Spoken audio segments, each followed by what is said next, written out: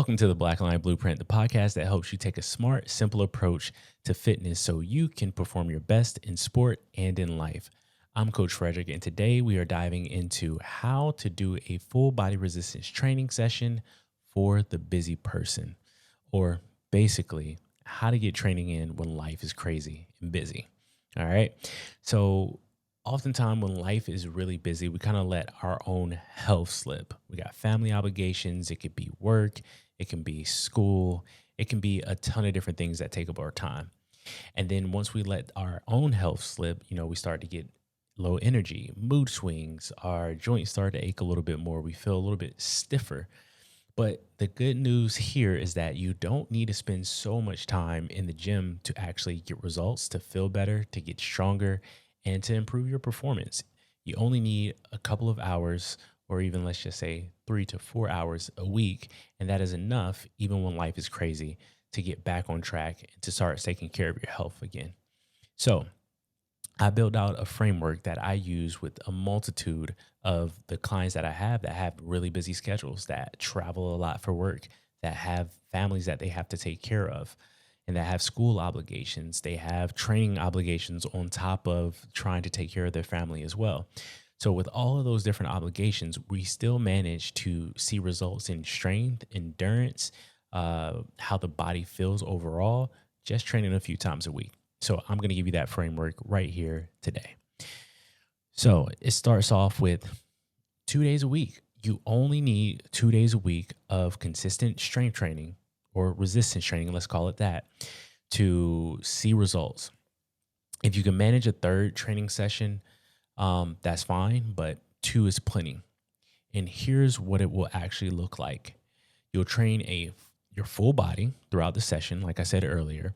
So what that looks like is you're performing 4 to 6 exercises made up of compound movements. So typically it'll be A1, A2, B1, B2, C1, C2, potentially. That'll be 6 exercises. Full body will go between complementary exercises. So that A1, A2 is just me pairing the exercises. So with this in mind, the 4 to 6 exercises, the first movement, let's just say in our session, will be a dumbbell RDL. And the second movement in that progression or in that set or pair will be a dumbbell bench press. So you see, I kind of paired 2 movements that use dumbbells, and all you have extra is a bench. If you don't even have a bench, you could do floor press. So let's just say you're doing this workout at home. And let's kind of keep it there. Let's make it flexible. We're going to just use dumbbells for the example. And we're going to say we don't even have access to a bench as well.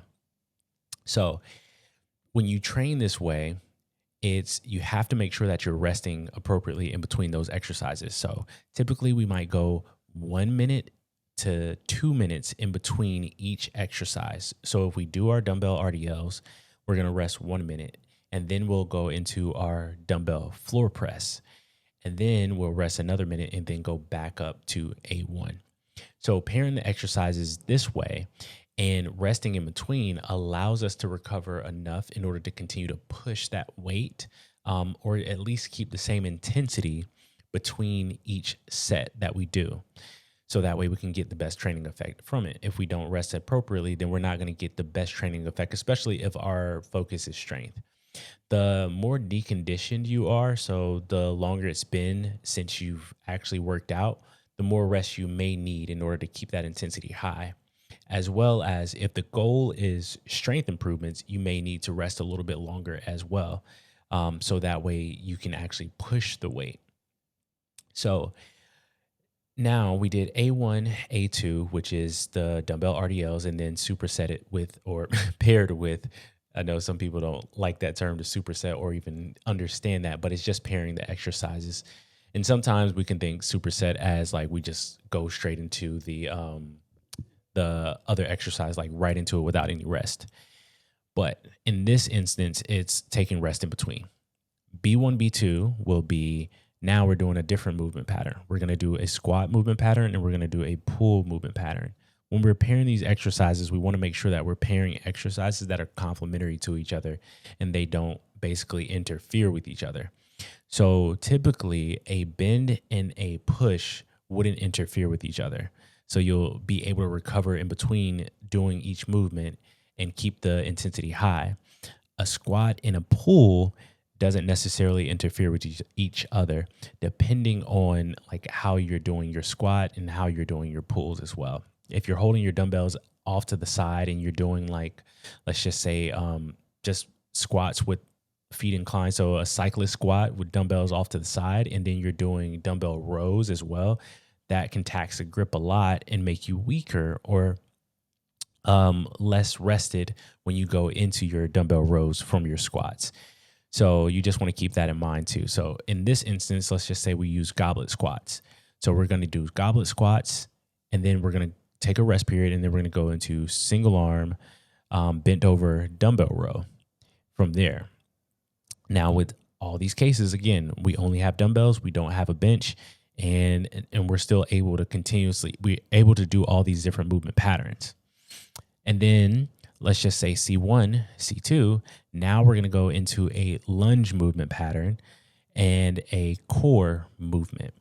So with the lunge movement pattern, let's just say we do a split squat. So it's just any split stance movement per se. So we can go into a split squat, or we can go into a reverse lunge. So let's just say we're doing a reverse lunge or a goblet reverse lunge. So the weight's in front of us, and we're doing a goblet reverse lunge. And then from that goblet reverse lunge, we take a rest, and then we're going to go into a plank hold.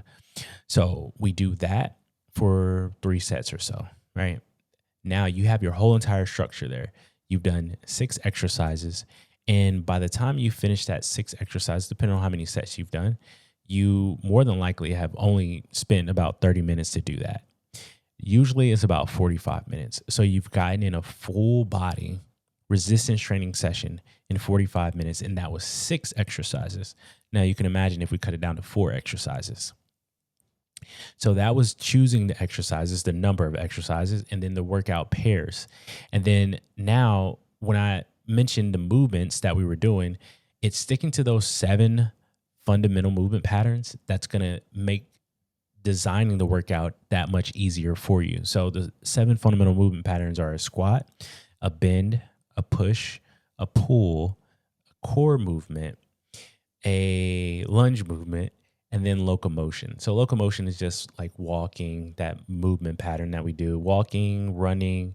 Really, I kind of put in there the cyclical movements too, such as like biking and rowing. I kind of put those in there as well. But mainly think about like just locomotion as far as like when we walk, when we run.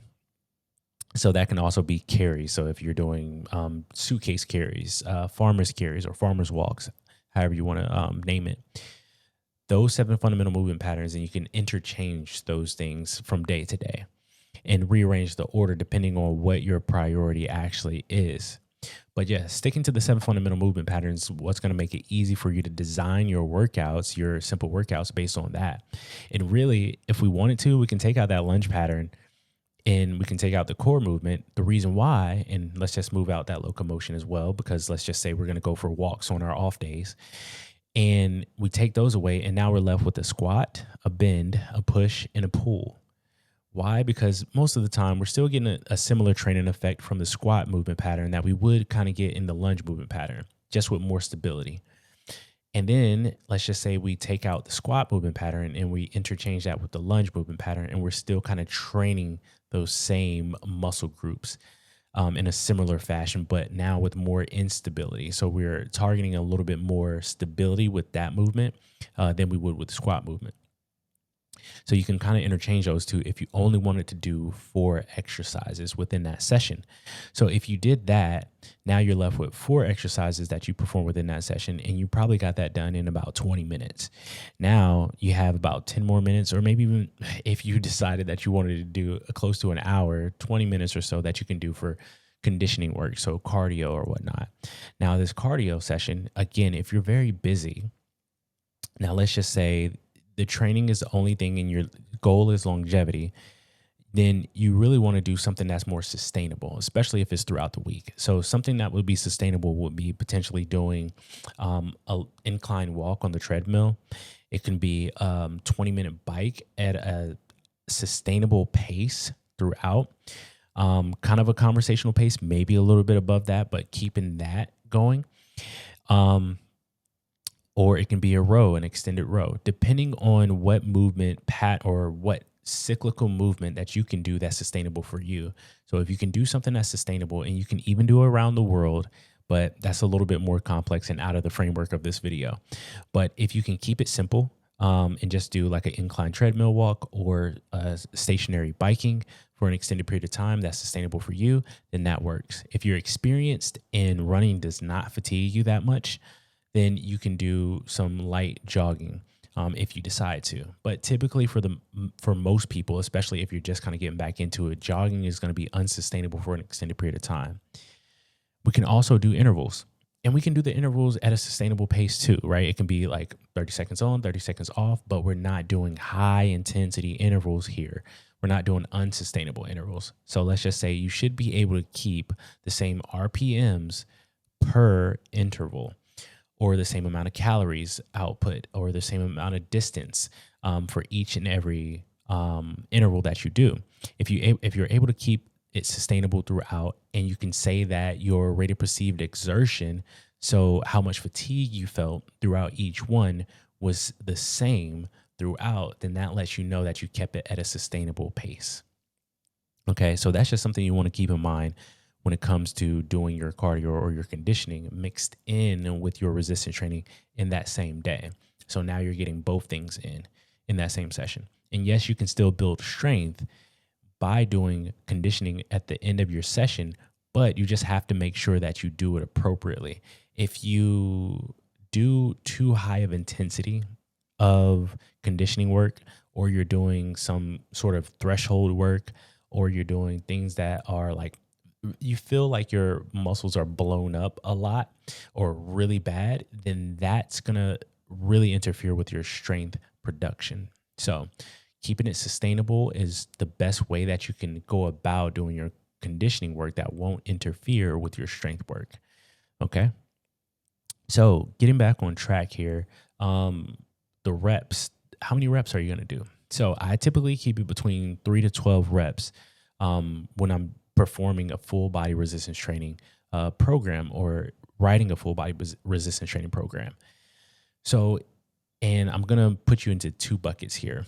So if you're focused on longevity per se, and just overall health and well-being, and just being capable, and you're relatively new to resistance training, you don't really have that many years of experience or consistency under your belt in resistance training, then you want to keep the reps higher. So you're going to be closer to that 12 rep range, right? So for the first, let's just say for the first month, you may stick within a 10 to 12 rep range for all your exercises. In week 1, you may do 2 sets. Week 2, 3, and 4, you may just do 3 sets of each exercise, still keeping within that 10 to 12 rep range. And as long as you can hit 12 reps, you keep increasing the weight to try and push the intensity and stay within that rep range. If you get down to 10 and then you can't go up anymore without dropping below that, then you know you've reached your threshold within that rep range. So keeping it within that 10 to 12 rep range is definitely a good option, kind of like starting out, especially if you're doing it at home and you're, like I said, you're newer, and the purpose is just to get moving again, and it's longevity. 10 to 12 reps tends to be a nice little sweet spot there. Now, if you're more experienced or more performance driven, then you can shoot for lower rep ranges. So you can go close to 3 reps. So you can, let's just say for that first 4 weeks, you do 6 to 8 reps. And then the next 4 weeks, you do 4 to 6 reps. And you're getting closer to that lower rep range to push and to drive that strength improvement or performance increases that you're looking for, specifically in strength per se. So when it comes to that, that's kind of how you do it. So when it comes to the reps, close to that 3 to 12 rep range, when it comes to these exercises, when you're new and experienced and you're focused on longevity, a little bit more higher with the repetitions. When you're more experienced, a little bit lower on that rep range. The reason why I don't go below 3 reps, the risk reward there isn't that great. And you don't need to push that hard in order to actually build strength. for the majority of people that I've worked with, whether they're an athlete or just looking for longevity, they can still build a ton of strength, staying within that rep range. And then the reason why I don't go above the 12 rep range is because of the time efficiency. So it just tends to be a lot more taxing mentally whenever you're going above that 12 rep range, especially for a multitude of exercises. Now, if you're doing like isolation work, so like lateral raises or bicep curls, then maybe you might do higher repetitions. But in this case, we're doing compound exercises. We're going to be doing 3 to 12 reps. Okay. All right. And then how do you structure this throughout the week? So you want to rest at least 48 hours between sessions to recover and perform at your best, basically. So if you do both of those full body sessions back to back, you're going to be fatigued. And if you don't rest enough in between, then you're not going to be able to push enough in those sessions in order to get the training effect that you want. And then you're just going to stack even more fatigue that you already have going on because you're busy, right? So you at least want a day in between those workouts. So for instance, we might work out on Monday, do a full body session on Monday, and do a full body session on Wednesday. You could even make it better by doing a full body another one on Thursday. So Monday and Thursday.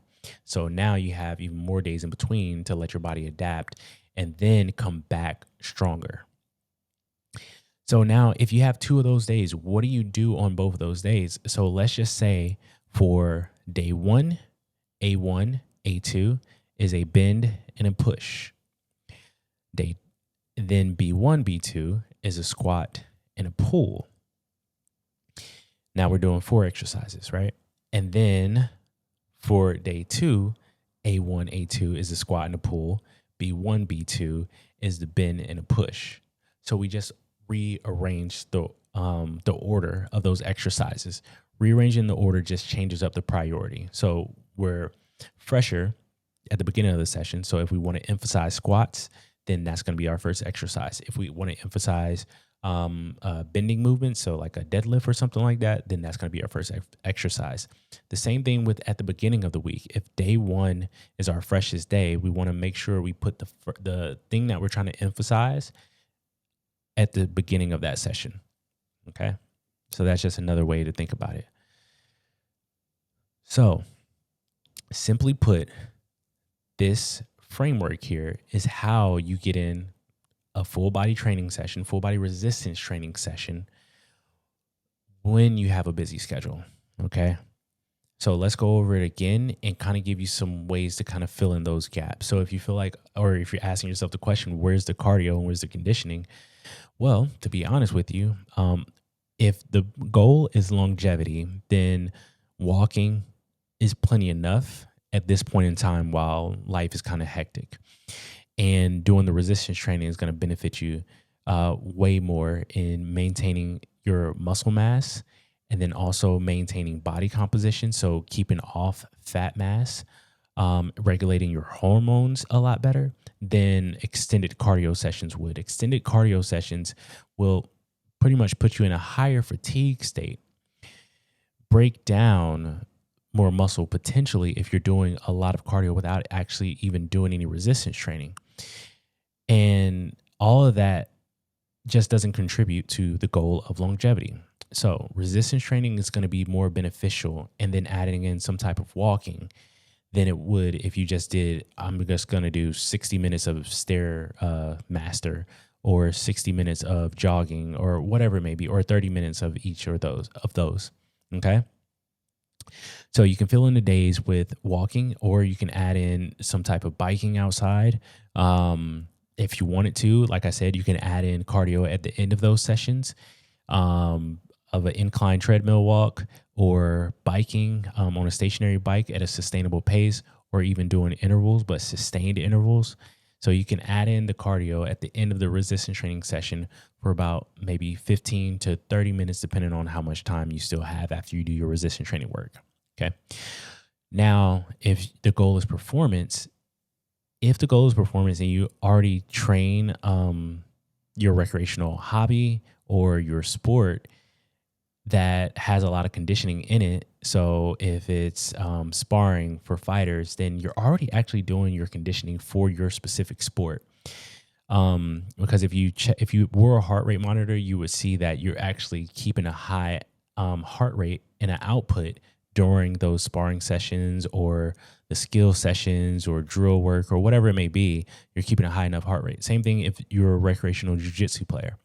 If you participate in jiu-jitsu, when you're doing live rolls, if you notice that, or if you're practicing technique and drills, then you'll notice that you're kind of keeping your heart rate high. So you're actually conditioning yourself when you're performing those specific things. So the task itself actually conditions you.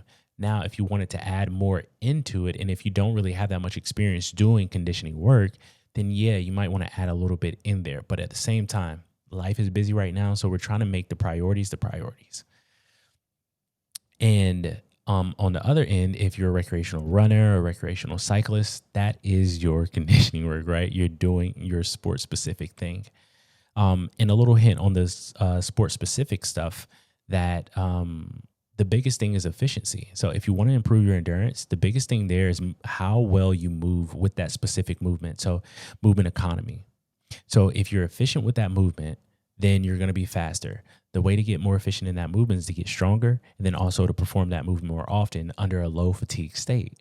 So if you do your strength training and you don't add in more fatigue by adding in extra cardio that you don't need, then you're going to be able to improve your conditioning for that specific task that you have at hand, whether it's running, whether it's cycling, whether it's jiu-jitsu, whether it's boxing, whether it's kickboxing, whatever it may be. You're going to improve your conditioning for that as long as you do your strength training and then also participate in your actual sport or hobby. So that is it. That's the simple framework. I'll review it one more time. We're going to do full body compound exercises. So again, compound exercises, if I forgot to mention it earlier, and for those of you who do not know, compound exercises are movements that involve multiple muscle groups and multiple joints. Okay, so think a squat, think a deadlift, think a bench press, a pull-up, a barbell row. Those are compound movements. Isolation exercises are dumbbell curls, lateral raises, reverse flies, cable flies, leg extensions, leg curls. So all those exercises are exercises that we don't want to emphasize when we're trying to do our full body resistance training work to get the quickest, most effective workout in. Okay. So we're doing full body compound exercises. We are doing 4 to 6 exercises. We are pairing all of our exercises. We are focusing in on the 7 fundamental movement patterns. We are keeping the reps between 3 to 12 reps. We are resting at least 48 hours in between our sessions. And also for the rest periods that I forgot to mention here, we are keeping it between 1 minute to 2 minutes between exercises. You judge how much time you need by the fatigue that you feel from exercise to exercise, okay, to keep the intensity high and to get the best benefit out of that training exercise. All right. So this approach just keeps it simple, efficient, and sustainable. You can build strength, you can build lean mass, you can lose weight, you can improve your performance and increase your overall feeling of mobility and just thrive by doing these sessions 2 days a week, maybe even 3 days a week. If you have enough time and you don't participate in any other extracurricular activities, then that's perfectly fine as well. But the key thing here is just 2 sessions of full body resistance training, and you can get a really good training effect from it. Okay. So hope that helps you out there. If you have any questions about what I just said and how to order this training, how to make it work for you, feel free to leave it down in the comment section. Ask your questions in the comment section. You can also reach out to me by scheduling a free training strategy call. And by scheduling that free call, we can actually see how we can fit this into your training schedule at the moment, or just make this work for you. It's absolutely free. It's not a sell call. It's literally me just trying to help you design a training program that's going to fit your life and your schedule. Okay. If you have any other questions, like I said, put them down in the comment section below. I appreciate you listening, and I'll see you in the next one.